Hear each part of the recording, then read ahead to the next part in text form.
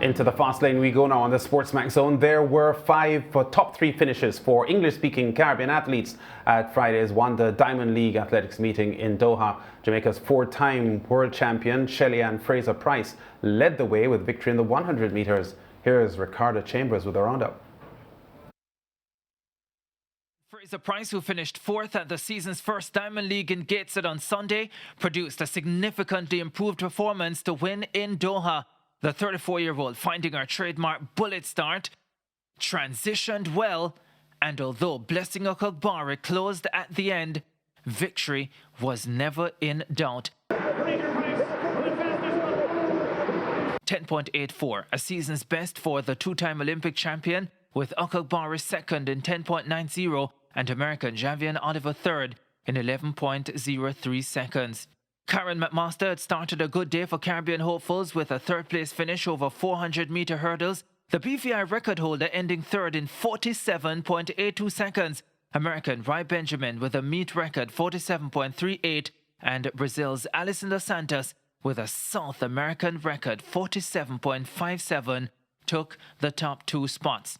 Jamaican Atoya Gould followed that with a determined run over 800 metres. The World Championship fifth-place finisher clocking a season's best 1 minute 59.70 to finish behind the Rio Olympic Games 1500 champion Faith Kipyegon of Kenya, who won in a season's best 1 minute 58.26.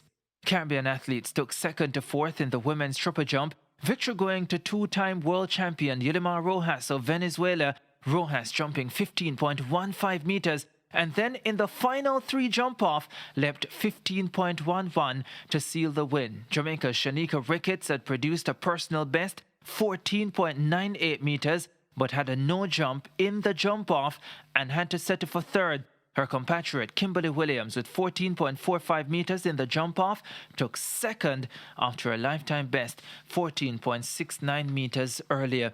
A great effort as well for Tia Lafond of Dominica, ending fourth with 14.57 metres, just 6 centimetres off her lifetime best. In the men's 400 metres, 2012 Olympic champion Kirana James of Grenada produced a season's best 44.61 seconds, but he had to settle for fourth. The race was won by USA's Michael Norman in a world-leading 44.27. Colombia's Anthony Zambrano ended second in 44.57, and Fred Curley, yes, the red-hot Fred Curley, at least at 100 this season, placing third in his 400 opener, just edging Kirani with his 44.60 seconds run. The next Diamond League meet will be held in Rome, Italy on June 10. Yes, so we are now joined by our in-house track and field analyst, SportsMax.tv editor, Leighton Levy. Leighton, welcome to the SportsMax Zone as we review what happened in Doha today. We've spoken about Shelly-Ann and the fact that she's 34 years old now, but measuring her build-up toward Tokyo. How satisfied were you with that effort today? I'm very satisfied, as she was, and she said it after the race, that she feels like she's making progress. You remember, Shelly's 34. She doesn't need to be running fast times every time she steps on the track. She just needs to run the fast times when they matter most. And I think we're seeing that gradual progression from her this season, a couple of 200s under her belt. And of course, you remember the key thing for her this year is that, as she said at the press conference on Thursday, that her primary objective this year is not necessarily winning medals, but running below 10.70 seconds, knowing that if she gets that done, the medals will literally fall into place. So that's her primary objective. So 10.84 here, coming off our 11.48 last week, 11.51 last 5 days ago. You have to think that she's actually in the right place now. She says and sounds like she's in a place where she's very comfortable and looking forward to further races that she'll get sharper and faster as they get closer to the big races this season. Yeah, she's always been a quality athlete, Shelly-Ann Fraser-Pryce, and she has an eye for the big occasion. Only 3 women in the history of track and field have gone faster than she has over 100 meters. The 3 J's from the USA, Joyner, Jones and Jetta. But you mentioned that she wants to break 10.70, which is her personal best up to this point. How confident are you that she can actually do that? Well, Shelly, for me, Shelly is already a 10.6 sprinter, you know.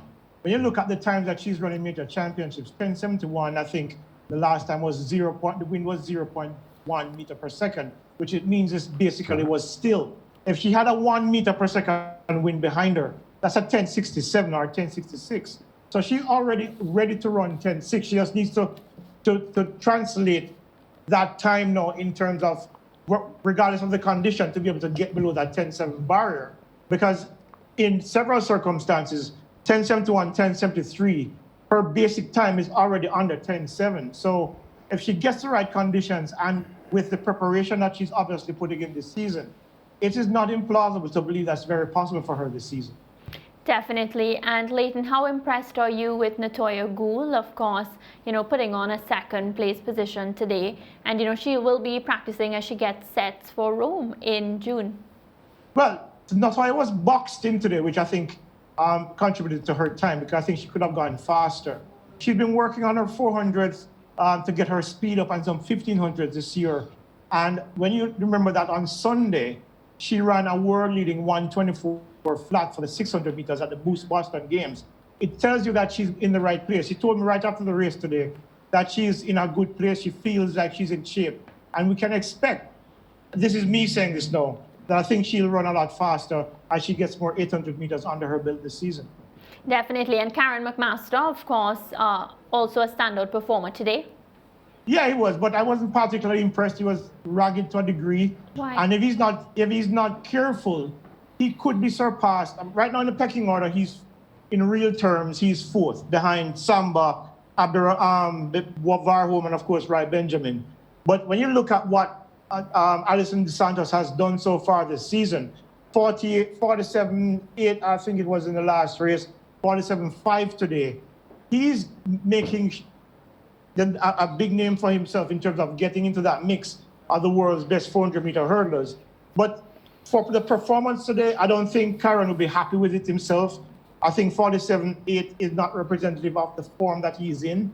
Remember, he opened with 47.50. He would have been hoping to go a little bit faster today. But I think based on what I saw, his race looked rather ragged. And coming down the home stretch, I don't think he executed as well as he would have wanted. Still a good performance. But I think he would have been a little bit disappointed by eventually how the execution played out today. Sorry, Leighton. I wanted to ask you, look, we are Caribbean people, and of course we're biased towards our own athletes, but there's something good brewing, I think, in the men's 400 meters. And I wanted to talk to me about Michael Norman and Fred Curley, because we saw both of them in Doha today. We know both are very good in these short sprints. Fred Curley has certainly advertised his well-being at 100 meters. And the matchup between both of them today, and where you think both are on their trajectory to gold at the Olympics? Michael Norman is a beast. He is probably the best 400-meter runner in the world right now, not just because he ran 44.27 today, but even when he was in college, if you remember back in 2018, he ran 43.6 to beat our own Akeem Bloomfield and Nathan Allen in the NCAA finals. He's a quality performer. Who would have been disappointed today, it would be Fred Curley, because he's worked on his speed. But if you watch the race today, his first 200 wasn't as good as he would have wanted it, because I think the big part of that issue today for him was that he allowed Norman to get too far ahead of him today. So he had to work too hard to close that gap and then ran out of steam at the end, ended up third when of course he was caught by the Colombian who passed him at the line. But I thought his race strategy was wrong. But in the longer term, going towards the Olympics, I believe that they will be two of the main contenders. I think Norman right now, along with Stephen Gardner from the Bahamas, are the favorites for the gold medal. But I think Fred Curley, if he runs a smarter race, he can upset everyone, because that extra speed that he has, if he did not allow Norman to get so far ahead of him today, he would have been in the mix at the end. In fact, he probably would have run a lot faster than the 44.6 that he ran. But he just executed really, really poorly. But in terms of the Olympics, I think both of them are going to be in the mix along with Stephen Gardner for that gold medal in Tokyo this summer. And of course, many Caribbean fans, of course, are already in their head trying to imagine medals. apart from track and field heads who follow these meets week in, week out, wherever they crop up over the world, many people would have had their appetite whetted by the Diamond League meets so far. So they'll start putting together, okay, who will be in the mix for what? And I say that to ask the field events, the Caribbean's strength in the field events as advertised by what has happened at the 2 Diamond League meets so far and what you would have seen before those 2 meets. I hate to disappoint Caribbean fans because I think there are going to be some strong performances from the likes of Anderson Peters, possibly Frederick Akers, who's recovering from wrist surgery, who's throwing 65.96, a season best, and hoping to get better. We are expecting to see some good performances from Daniel Thomas down in the shot put. But when you look at what the Crozers of the world are doing and the Walshes of the world are doing in terms of the shot put, and of course what the Vetters are doing, the Caribbean athletes who are in the throws, in the field events, are going to be hard pressed to break onto that podium because I think the rest of the world is doing spectacular things in terms of the throws this year. So if they're going to want to medal, George, in my estimation, they're going to have to step up a notch in the next 9 weeks before the Olympic Games, because if they don't, they'll be on the outside looking in. But notwithstanding that, I think they will still perform well. But how well, I think only time can tell. All right, Leighton, we've seen the World Athletics trialing the long jump and triple jump where the top 3 performers from the first 5 rounds of the jumps go into a one-off final 6th jump to decide who the top 3 from the first 5 rounds go up into a final round of jumping. Yeah. Do you like that system? Is it working? I absolutely hate it, George. And I think that, Lance, I mean, even the Athletes Association last year said that they didn't like it either. Because why? A perfect example is today. Yes. If Yulimar Rojas, who had jumped a meet record of 15.15 meters in the first round and fouled in that final jump, she would have finished 2nd or 3rd today. Yeah. How fair is that? When you look at the fact that Shanika Ricketts today jumped, I think it was the 2nd longest jump by a Jamaican athlete and possibly a Caribbean athlete as well, behind Trisha K. Smith. 14.98, and she ends up 3rd because she missed her last jump. The triple jump, like the long jump, is kind of a crapshoot sometimes because you can miss the board, you can miss the run-up for many reasons. The wind, rain, environmental factors can contribute. She jumps 14.88 today, then 14.98, and ends up 3rd to an athlete who jumped 14.69 and 14.45. Yeah. That doesn't sit right with me at all. I think it's an unfair rule because she loses $2,500 today in terms of earnings because of this rule. Yeah. In fairness, she earned that by the 14.88 and the 14.98 that she jumped, which was better overall than Williams's 14.45 and 14.69. Yes. I mean, it's just not right. Yeah. Would it Leighton have been more palatable if they used the first 4 jumps and then have 2 jumps for the jump off for the title instead of just 1? Because as you said, a one-off is just like very dicey, isn't it? That would work better too, but I don't see any reason why they just can't do that, because they already do 5 jumps. Yes. So what's the difference with us having the extra jump and then finalizing the competition there? Because the determination is made after the first 5 jumps. So what's 1 extra jump, which they already are doing? So there's no need for this final 3, as they put it. I find it's disrespectful to field events athletes. Is almost as if they don't matter. Yeah. The only thing that matters is what happens on the track. And I think it's unfair because these athletes work hard to get to where they get to. The strength work, the conditioning work that takes them year round to get into that kind of position, the technical work that they have to put in, which in many instances is perhaps even more difficult than the sprinters, because it's like triple jump, for example, it's 3 phases that you have to master.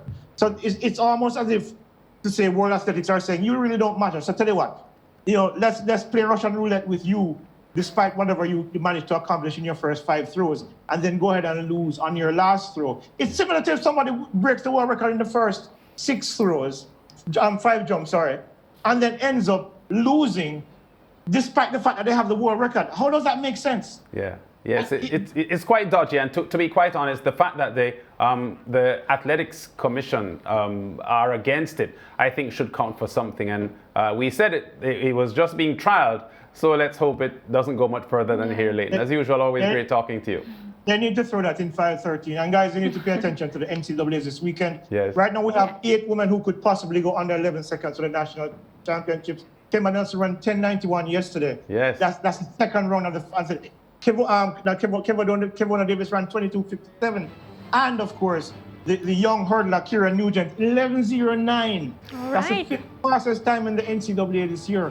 Fantastic performances from the Jamaican athletes. Thank you. And of course, mentioning Damon Thomas and others, the list goes on and on. Yeah. Caribbean athletes are stepping up on the collegiate circuit. Yeah, well, big time. I'm sure we'll be reviewing that on Monday's show, so we'll join you then, Leighton. Thanks. Back with more on the SportsMax Zone after this.